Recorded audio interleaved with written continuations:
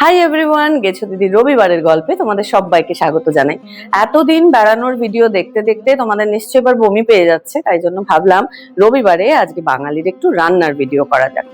আমার এই চিপ্কু চুল দেখে তোমরা হয়তো আন্দাজ করতে পারছো এটা অন্য দিনে তোলা নয়, রবিবারেই তোলা। কারণ যে সমস্ত আমার মতন শ্রমজীবী খেটে খাওয়া মানুষ আর কি থাকেন, যারা সারা সপ্তাহ কাজ করেন, তারা নিজেদের যত্ন করার দিন এবং সবচেয়ে বেশি কাজের দিন অ্যাকচুয়ালি রবিবার দিন হয়। আমাকে অনেকে জিজ্ঞেস করে, তুই তো কাজ করিস, চাকরি করিস, তাহলে তোকে কোন দিন ফোন করবো বা কিছু। তো আমি সবসময় যেমন বলি, সোম থেকে শনি ফোন করতে, কারণ রবিবারে আমি প্রচন্ড ব্যস্ত থাকি।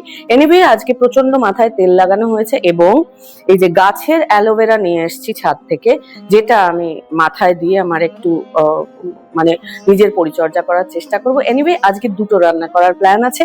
কি কি রান্না সেটা তোমাদেরকে একটু বাদেই দেখাবো। যেটা বলছিলাম, আজকে দুটো রান্না করার প্ল্যান। একটা হচ্ছে ইলিশ বিরিয়ানি বা ইলিশ পোলাও। অ্যাকচুয়ালি এটা আমি বাংলাদেশে খেয়েছি, আর এখানে আমি একটা জায়গায় খেয়েছি যেটা আমার খুব প্রিয়। সেটা হচ্ছে খড়গপুরে রাজবাড়ি বলে একটা রেস্টুরেন্ট আছে, ওখানে গিয়ে আমি ইলিশ পোলাও খেয়েছিলাম, যেটা আমার ভীষণ ভালো লেগেছে।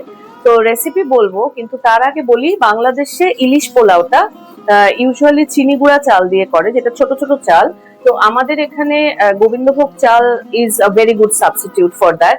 তো আপাতত আমি জলে শুধুমাত্র নুন দিয়ে চাল বা ভাত বানাতে বসেছি। আর ওদিকে আরেকটা রান্না করব, সেটা হচ্ছে ইলিশ মাছের মাথা, যেহেতু পড়েছিল ইলিশ মাছের মাথা দিয়ে ছ্যাঁচড়া, তাই ওই গ্যাসে আমি মাথাটাও ভাজতে বসিয়েছি। ইলিশ মাছের মাথা আমি নুন হলুদ দিয়ে ভাজতে দিয়েছি। আমার একটু গন্ধ বাতিক আছে বলে আমি কিন্তু ভালো করে ভাজি, মানে খুব হালকা ভাজা করি না, কারণ বাই চান্স যদি গন্ধ থেকে যায়, মানে কাঁচা গন্ধ থেকে যায়, তার জন্য। ছ্যাঁচড়ার জন্য প্রথমেই কড়াইতে সর্ষের তেল দিয়েছি। মাথা ভাজা আছে, আগেই দেখিয়েছি। এটা হচ্ছে পুঁই শাক, ভালো করে কাটা আছে। আর সবজি বলতে আমি মিষ্টি কুমড়ো এবং পটল দিয়েছি, সঙ্গে অবশ্যই আলু এবং টমেটো কুচি দিয়েছি অল্প। আর এখানে আছে কাঁচা লঙ্কা এবং আমার এটা ফোড়নের ডিব্বা, সেখান থেকে আমি দেব কালো জিরে আর কাঁচা লঙ্কা ফোড়ন। আচ্ছা, আমার প্রথম রান্নার জন্য আমি রেডি, সব জোগাড় আছে আমার। সেটা এবার রান্নাটা শুরু করছি। প্রথমেই আমি কালো জিরে নিলাম এবং কাঁচা লঙ্কা নিলাম। কাঁচা লঙ্কাটা একটু ফাটিয়ে দিতে হবে, যে না হলে বিরাট ছিটকোনোর ভয় থাকে। তো কালো জিরে কাঁচা লঙ্কা ফোড়ন দিলাম, একটু নেড়ে নিতে হবে এবং সুন্দর গন্ধ বেরোলে,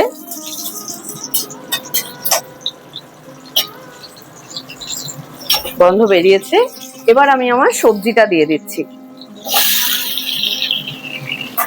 সবজি দিয়ে আমাকে বেসিক্যালি নুন হলুদ দিতে হবে।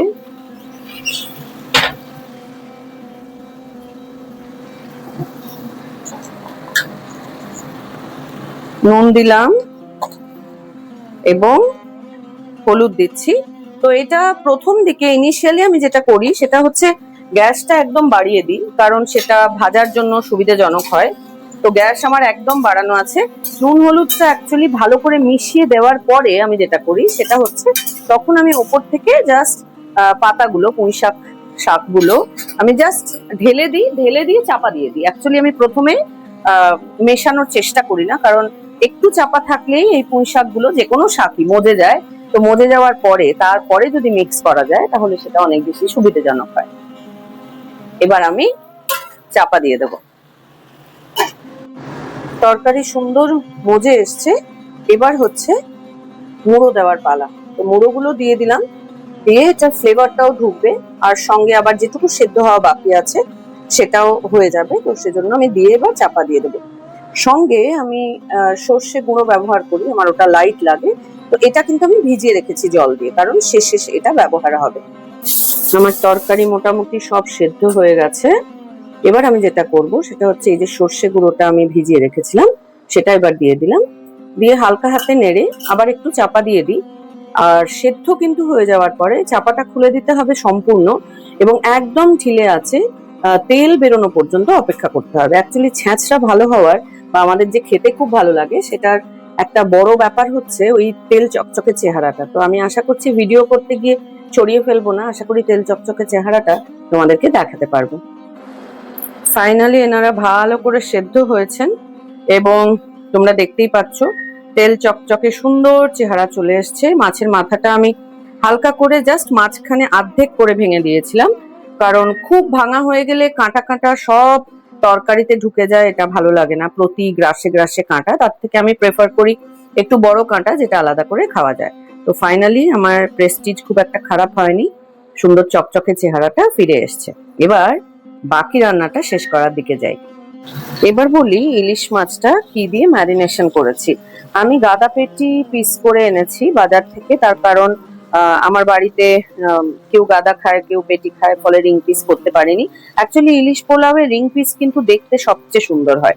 এনিওয়ে, ম্যারিনেশনটা বলি। নুন, হালকা হলুদ দিতে হবে, আমার হলুদটা একটু বেশি হয়ে গেছে, সর্ষের গুঁড়ো এবং দই, আর অবশ্যই কাঁচা তেল, এটা দিয়ে সুন্দর করে ম্যারিনেট করে ঘন্টা খানেক রাখতে হবে। মাছের সুন্দর ম্যারিনেশন হয়ে গেছে, এবার মাছটাকে ছেড়ে দেওয়ার পালা।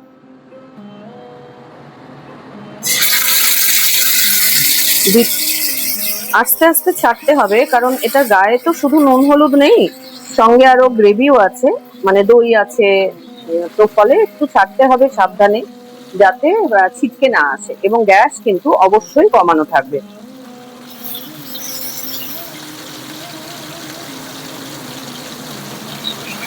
আচ্ছা, আমি এখন সমস্ত জোগাড় নিয়ে রেডি ইলিশ পোলাওয়ের। তো তোমাদেরকে একটু দেখাতে চাই।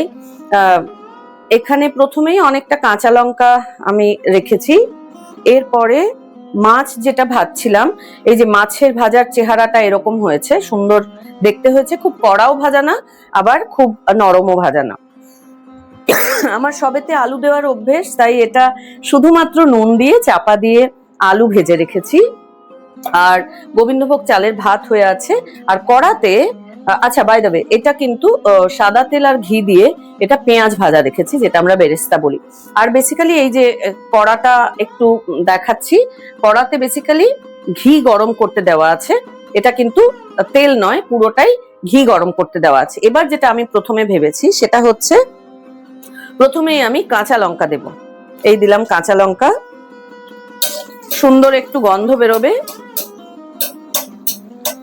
ঘিয়ের মধ্যে কাঁচা লঙ্কার একটা সুন্দরী গন্ধ বেরোনোর কথা। এটা জাস্ট একটু ভাজা ভাজা মতন হবে, মানে জাস্ট কাঁচা ভাবটা যাবে আর কি। এরপরেই আমি এটার মধ্যে যেটা দেব সেটা হচ্ছে ভাত দিয়ে দেব।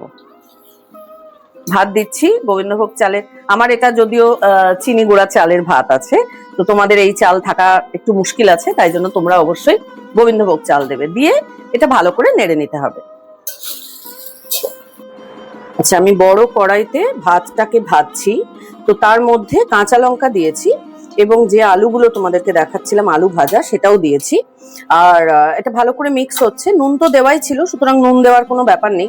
কিন্তু একটা কথা বলি, সেটা হচ্ছে আমি ইন্ডিয়াতে যে দু একটা জায়গায় ইলিশ পোলাও খেয়েছি, যেমন সল্ট লেকে একটা রেস্টুরেন্ট আছে, পেপার টাউন বোধহয়, এবং খড়গপুরের রাজবাড়ির কথা বলছি, সেখানেও আমি দেখেছি যে একটু মিষ্টি মিষ্টি হয়। তো আমি অল্প চিনি দিয়েছি, আঁতকে উঠো না, বাট একটু চিনি দিয়েছি, ভালো লাগে খেতে।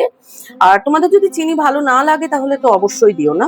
বেসিক্যালি এটা না ঢাকাই পোলাওয়ের রেসিপি, তো ঢাকাই পোলাও কিন্তু একটু মিষ্টি হয়, তো আমি একটু দিয়েছি। তো এরকম ভাবে হালকা করে ভাতটা ভেজে নিচ্ছি। দিব্যি তো চলছিল, হঠাৎ করে বিরাট স্পিড বাড়ানোর ভিডিও কেন দেখাচ্ছি বলতো?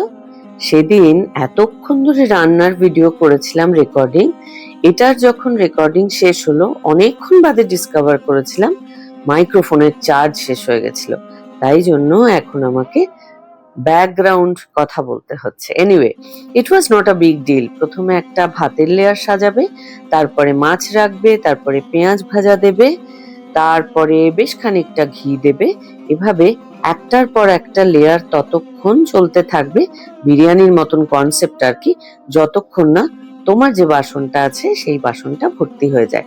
মাঝে মাঝে আবার কিছু কাঁচা লঙ্কাও দিতে পারো। ফাইনালি এভাবে একটা বড় মাইক্রোওয়েভের বাসনে আমি সুন্দর করে লেয়ারিংটা করে নিয়েছি। সবার উপরে মাছ দেখা যাবে না, সবার উপরে পেঁয়াজগুলো আছে, কারণ মাছটা খুব ড্রাই হয়ে যায়, সেটা আমি তোমাদেরকে বলছিলাম। তো এইভাবে এবার আমি মাইক্রোওয়েভে ঢুকিয়ে দেব দমের জন্য। আমি এভাবে মাইক্রোওয়েভের ভেতরে ঢুকিয়ে দিয়েছি। এবার বেসিক্যালি আমি একটা প্লেট নিয়েছি, নিয়ে উল্টো করে ঢাকা দিচ্ছি। অ্যাকচুয়ালি পুরোটা যদি কোনো বন্ধ করার জিনিস থাকে সেটা অনেক ভালো হয়, মানে গ্যাসে করলে আটা টাটা করা যায়। তো আমি অত কিছু একদম ঝামেলা করি না, কারণ তোমরা জানো আমার সবটাই খুব চটজলদি রান্না। তো বেসিক্যালি আমি প্রথমে যেটা করেছি সেটা হচ্ছে মিনিট 5 দিয়ে মাইক্রোওয়েভটা চালিয়ে দিচ্ছি। 5 মিনিট হয়ে যাওয়ার পরে আমি তারপরে কিছুক্ষণ রেখে আবার 5 মিনিট করে দেবো। গেছো দিদির হেসেলে আজকে রবিবারের মতন রান্না শেষ। তো ইট ওয়াজ লেন্দি, কারণ আজকে অ্যাকচুয়ালি আমি কোনো বড় রান্নার প্ল্যান থাকলে আগের থেকে একটু আগের দিন থেকে একটু জোগাড় করে রাখি, কিন্তু আজকের দিনটা হঠাৎ করে এরকম একটা ইলিশ পোলাওয়ের মতন একটা মানে মারপিটারি একটা আইটেম চুজ করে ফেললে তো ওটা একটু চাপ তো হয়, কারণ অনেকগুলো তার প্রিপারেটরি স্টেজ থাকে। তো এই হচ্ছে ইলিশ পোলাও এবং এই হচ্ছে আমার ছ্যাঁচড়া। তো তোমরা ভুলেও ভেবো না যে ইলিশ পোলাও দিয়ে ছ্যাঁচড়া খাওয়া যাবে। দ্য পয়েন্ট ইজ, গেছো দিদির যেহেতু সময়ের একটু অভাব, অনেক কিছু কাজে ব্যস্ত থাকি সারাক্ষণ, তাই ইলিশ মাছের মাথাটাও আজকেই রান্না করে রেখে দিলাম। খাবো না আজকে, কিন্তু রান্নাটা করা হয়ে গেল, কালকে খাওয়া যাবে।